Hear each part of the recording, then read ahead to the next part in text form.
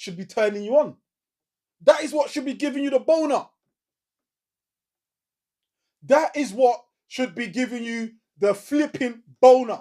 I went from strict to stricto, strict. Understand, only person I owe is myself. Strict. Yes, people. Welcome back to the channel.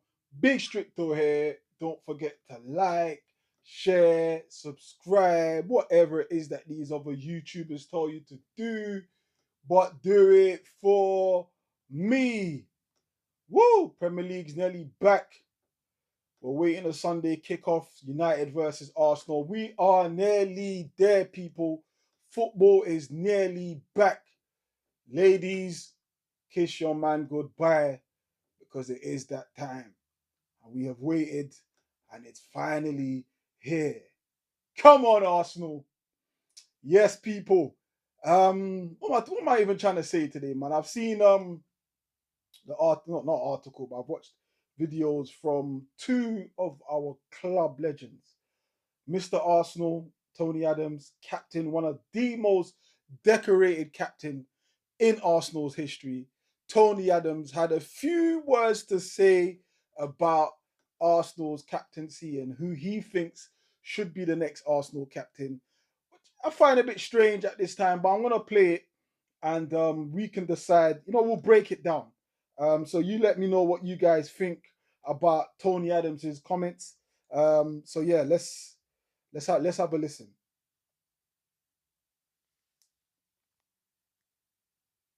Big call to make this year, and for me, he hasn't done it. And the call is to make Declan Rice the captain. So I think Declan is my kind of captain, and what it might do, it might free Odegaard up to play with a bit more freedom. As a manager, you have to put someone that reflects you, that reflects the football club, that you think you can actually take it to the next level. Does he reflect Arteta? Odegaard Declan Rice for me. reflect Arteta? I think he's better than Arteta. I think he's a winner. He's got standards, he's got principles. So going on and winning leagues, to win league titles, you have to be a Klopp, you have to be a Ferguson, you have to lead by example, you have to be a winner, you have to go about your business, and that reflects in your captain. And by making Odegaard a captain is a reflection of Odegaard and of Arteta, and I can really see that. And I'm seeing Declan Rice as a captain, but I'm saying to Arteta. Yeah, that is what Tony Adams had to say. And it's interesting, actually, a few points he made there. And I think overall, I get what he's saying in terms of, like, if you look at a leader, certainly on the pitch, traditional leader, Rice resembles that. Rice ticks all of the boxes. One incident in particular, if you lot remember last season away at Real Madrid at the Bernabeu, when Thomas Partey got that yellow card and subsequently meant he missed the game against PSG. Now, whether or not you could argue that was, one of those things that one of the reasons why we didn't beat PSG at home, that's another question. But Rice single-handedly in that moment showed true leadership. I mean, no denying that. He was former West Ham captain. We see what Rice is like on and off the pitch. Actually, he's almost like someone who's embraced the culture at Arsenal. Like he takes it on. You see what he's like with fans. His engagement with fans. He stays commenting. Just a very nice representation of the club. And it doesn't help that he's a decent player. I mean, one of the best in his position in the world. It doesn't do him no harm. Do you get what I'm saying? But for me, when I think about the comments Adams has made, I personally think at this moment in time doesn't help. Do I agree with Adams? I do. In fact, my only annoyance is that why is Gabriel Magalhaes being overlooked? He's been at the club, one of the longest serving members of the squad, one of Arteta's first signings. Physically, aesthetically, he fits the build. But that doesn't matter, does it? It doesn't. It doesn't matter. I personally prefer him to be the next Arsenal captain. I don't. Now I'm not saying if Declan Rice was announced the next captain, I'd be pissed at that. No, I wouldn't. In fact, I would equally welcome it. But I do think case has to be made for Magalhaes. He's a brute, he's a bully, and again, it's all aesthetics. Because if you look around teams in the Premier League and you look at their captains, a lot has changed over the years. They're not your typical Tony Adams. Yes, the exception of Virgil van Dijk, but even before that, it was flipping Jordan Henderson. If you look at now, Man City's current captain now is Bernardo Silva. Do you get what I'm saying? Like, and Tottenham before Romero yesterday was Son. So aesthetically, captains aren't what my era anyway, growing up, who were tough, brute guys. You know what I'm saying? The ones who were the power man. Do you understand? But I don't think captains alone win you the Premier League or win you the big club honors. Do you know what I'm saying? I don't think they do that. However, I get what Adams is saying, because the captain should be a reflection of the manager. I mean, perhaps there's your answer. Odegaard is a reflection of Arteta, and if Tony Adams feels that Arteta isn't winning anything, is because of who he's got as a manager. And if you look at his personality, Odegaard is a very timid on pitch. I don't know what he's like off pitch. I will never talk about man's private life unless it's involved in football. But if you look at his on pitch presence, he barely has one. Do you understand? He barely has one. I suppose it doesn't help, and it comes with the question more the kind of season he had last season. So I mean, I get it, but I think in this time, if you're, and I'll maintain this, if you're going to strip Odegaard of the captaincy, you are about to start World War II in that changing room. You are about to start World War II in that changing room, because there'll be a big divide, and you don't need that. We're going into a new season, a humongous season where we need to win the league.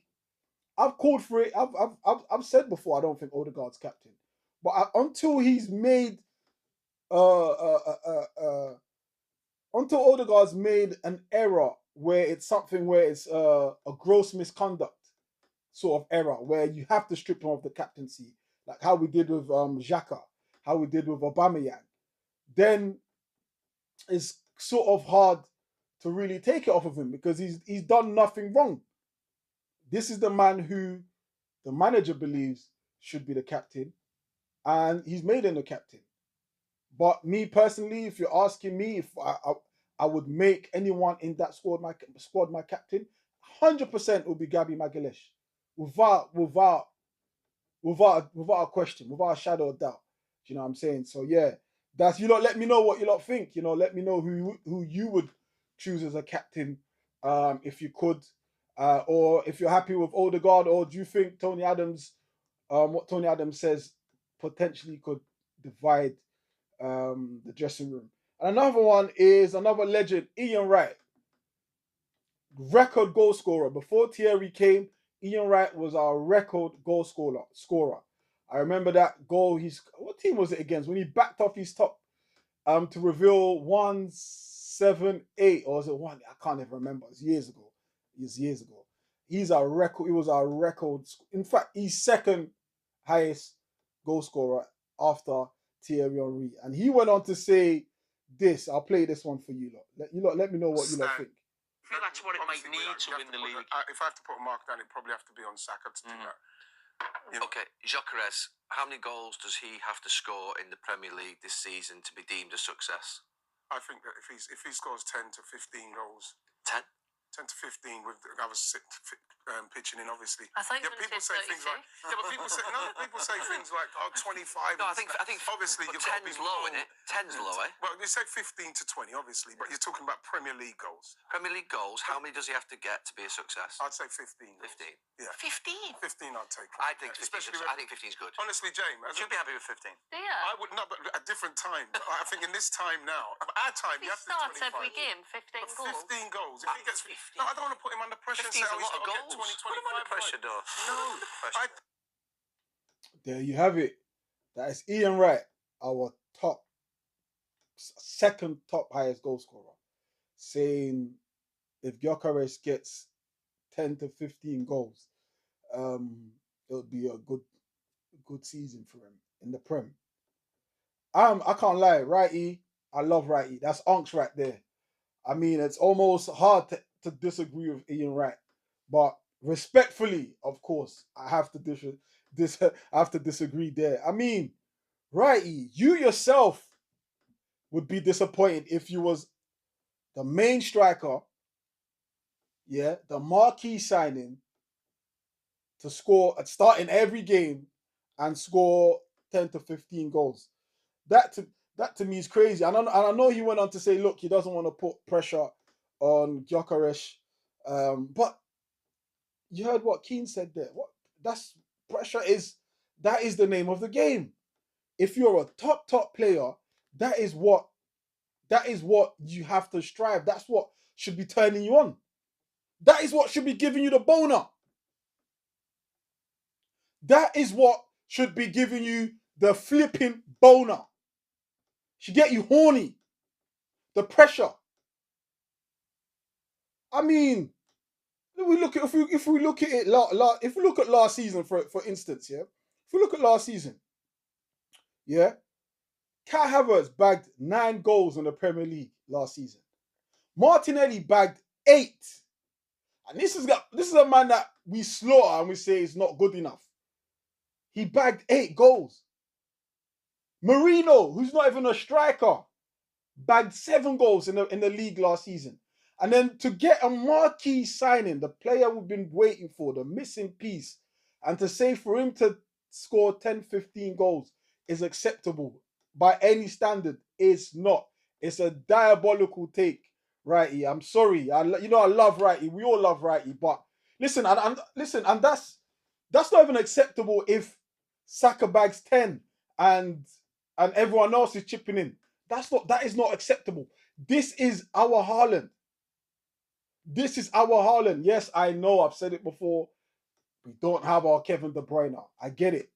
But by no chance should this guy be having... I mean, Kai Havertz bagged what? 15 goals the season before. Nah, I disagree with Righty there. Peeps, in the comments, let me know if you agree with Righty, and let me know how many goals you think, or you would accept minimum for Gyokeres. For me, it's got to be 20.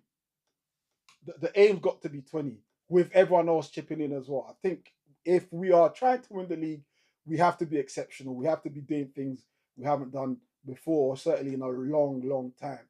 You know, we've spent how many millions on Gyokeres? We've been told he's ready. Gyokeres is ready, and that's how we picked him over Sesko. This is supposed to be someone who is ready in their prime. He's built like shit. Do you understand? He's ready. You know, so yeah, I think anything less than 20. I mean 19, I'll take 19. But for me, he's got to be on the front runner for Golden Boot, in my opinion. But that's what Righty thinks, people. Let me know what you think from both of our legends. I think the difference between the two legends and what they've said, I think Righty wants to keep one positive, and maybe Tony Adams, I don't know, has a vendetta. I mean, I've seen some things he said about Arteta in the past. Listen, he's entitled to his opinion in it, but I don't know. I just think at this moment in time, it's divisive. It could be divisive. But you lot, let me know what you think. And don't forget, people, like, share, subscribe, whatever it is that these people tell you to do, but do it for me.